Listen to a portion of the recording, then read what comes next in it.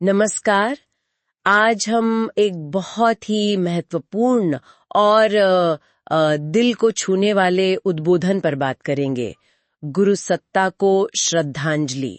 ये वंदनीय माता भगवती देवी शर्मा जी ने दिया था। जी, ये परम पूज्य गुरुदेव के महाप्रयाण के ठीक बाद जो श्रद्धांजलि सभा हुई थी उसमें दिया गया था। हाँ, वो समय बहुत ही भावुक और शायद अनिश्चितता का भी रहा होगा अनुयायियों के लिए। बिल्कुल। और ऐसे समय में वंदनीय माताजी का ये उद्बोधन ये सिर्फ एक भाषण नहीं था, ये एक तरह से पूरे मिशन के लिए आगे की दिशा तय करने जैसा था। उन्होंने शुरू में ही कहा, जैसे ओम भूर्भुवः स्वः जी का उल्लेख करते हुए कि वो और गुरुदेव अलग नहीं है, एक ही चेतना है। हाँ, ये सबसे महत्वपूर्ण बात थी। ये एक बहुत बड़ा आश्वासन था कि भाई देखिए, हम दो नहीं हैं, एक ही हैं। इस एकात्मता का मतलब क्या था व्यवहारिक रूप से, कि क्या नेतृत्व में कोई बदलाव नहीं आएगा? हाँ, बिल्कुल यही उन्होंने साफ किया कि गुरुदेव का स्थूल शरीर भले ही ना हो, पर उनकी जो दिव्य चेतना है, उनकी सत्ता है, वो पूरी तरह से माताजी में ही समाहित है।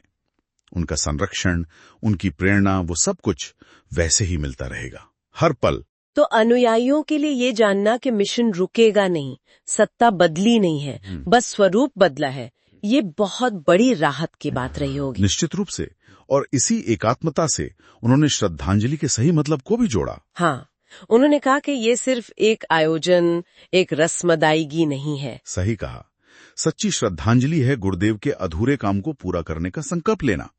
ये जो सब लोग इतनी तकलीफ उठाकर, अपना पैसा, समय, मेहनत लगाकर इतनी दूर दूर से आए हैं, ये शोक मनाने के लिए नहीं है। ये संघ शक्ति का प्रदर्शन है, संकल्प लेने का मौका है। बिल्कुल, कि हम गुरुदेव के सपनों को पूरा करेंगे। और देखिए, उनकी संवेदनशीलता कितनी गहरी थी जब वो कहती हैं कि आप सबका कष्ट मेरा कष्ट है, जैसे शंकर जी ने विष पिया था। ये सिर्फ दिलासा देना नहीं है, ये अपने आप को उन सबके साथ एकाकार कर लेना है। जी, ये दिखाता है कि वो अनुयायियों को सिर्फ अनुयायी नहीं, बल्कि अपना परिवार, अपने बच्चे मानती थी। और यहीं से वो ब्राह्मणत्व की बात पर आती है, जो बहुत महत्वपूर्ण है। हाँ, उन्होंने कहा कि असली ब्राह्मण कौन है? वो नहीं जो किसी खास कुल में जन्मा हो, बल्कि वो जिसके अंदर गुण हो, करुणा हो, दया हो, संवेदना हो, ज्ञान को बांटने की, अज्ञान को मिटाने की एक पीर हो, एक तड़प हो। अच्छा, उन्होंने कुछ खास गुण भी गिनाए थे? हाँ, 9 गुण बताए थे। सत्य, अहिंसा, अस्तेय यानी चोरी न करना, ब्रह्मचर्य, अपरिग्रह यानी जमा न करना, शुचिता, शांति, आस्तिकता और तितिक्षा यानी सहनशीलता। कहा कि जिसमें ये गुण हैं वही ब्राह्मण है। वाल्मीकि ऋषि का उदाहरण भी दिया। और गुरुदेव ने खुद ऐसा जीवन जीकर दिखाया। बिल्कुल, अपना सब कुछ, ज्ञान, शरीर, सब भगवान का यानी समाज का मानकर जिया। तो इन गुणों को अपने जीवन में उतारना, यही सच्ची श्रद्धांजलि का एक हिस्सा बन गया। जी, और गुरुदेव ने जाते जाते माताजी को एक खास जिम्मेदारी भी सौंपी थी। हाँ, वो रामकृष्ण परमहंस और माँ शारदा वाली बात। बिल्कुल, जैसे माँ शारदा ने रामकृष्ण परमहंस के बाद उनके शिष्यों को, संघ को संभाला, वैसे ही गुरुदेव ने माताजी से कहा कि इन लाखों बच्चों को, मतलब अनुयायियों को संभालना है, कहीं ये भटक न जाएं। और माताजी ने भी कहा कि वो खुद को इन लाखों की माँ समझती हैं। और एक ब्रह्म कमल का स्वप्न भी था। उसका क्या मतलब था? वो एक बहुत सुंदर प्रतीक था कि जैसे मानस सरोवर में एक ब्रह्म कमल खिला है, वो गुरुदेव हैं, और जब उसके बीज झड़ते हैं तो उससे करोड़ों नए ब्रह्म कमल खिल जाते हैं। यानी उनके शिष्य जो उनके आदर्शों पर चलेंगे। हाँ, ये दिखाता था कि गुरुदेव के विचार अमर हैं, उनका मिशन फैलेगा, रुकेगा नहीं।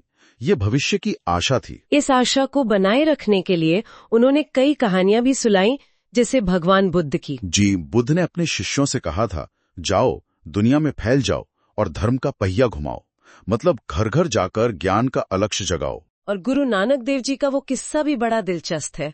हाँ, वो आबाद रहो और बर्बाद हो जाओ वाला। बुरे लोगों का गांव आबाद रहे ताकि बुराई वहीं सिमटी रहे, और अच्छे लोगों का गांव बर्बाद हो जाए, मतलब बिखर जाए, ताकि अच्छाई सारी दुनिया में फैले। वाह, मतलब अच्छाई को फैलाने के लिए बिखरना भी जरूरी है। बिल्कुल।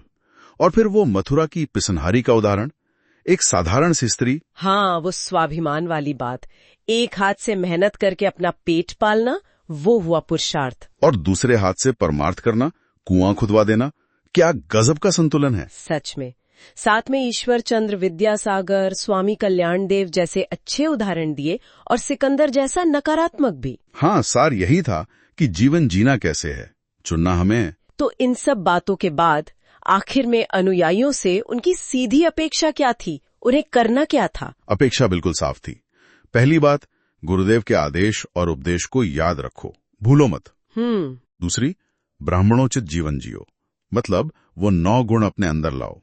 अपने लिए कम, समाज के लिए ज्यादा सोचो। विवेकानंद और सिस्टर निवेदिता जैसा बनने को कहा। हाँ, कि अपने अंदर की शक्ति को पहचानो और उसे अच्छे काम में लगाओ। खुद भी ऊपर उठो और दूसरों को भी उठाओ। और ये भी कहा कि दूसरों को उठाने से इंसान खुद ही ऊपर उठ जाता है। बिल्कुल। और सबसे बड़ी बात, निजी स्वार्थ से ऊपर उठकर परमार्थ का जीवन जियो। इसमें थकान नहीं होती, बल्कि और ऊर्जा मिलती है, जैसे वो श्रमदान करने वाले बच्चों का उदाहरण दिया था। सही बात है। स्वार्थ की दौड़ में थकान है, परमार्थ में तो एक अलग ही आनंद और शक्ति है। तो कुल मिलाकर देखें तो ये उद्बोधन दुख को शक्ति में बदलने का एक आह्वान था। हाँ, कि आंसू बहाना सच्ची श्रद्धांजलि नहीं है। सच्ची श्रद्धांजलि है संकल्प लेकर गुरुदेव के मिशन को आगे बढ़ाना, उनकी एकात्मता को महसूस करना, निस्वार्थ सेवा करना। बिल्कुल, ये एक आत्मता, सेवा और एक सामूहिक आध्यात्मिक जागृति का संदेश था।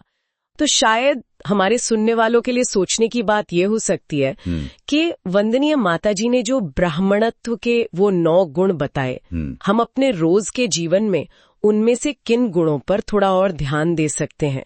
कैसे हम अपने अंदर के उस ब्राह्मण को जगाकर समाज के लिए अपने हिस्से का प्रकाश बन सकते हैं? बहुत सुंदर विचार। ओम शांति।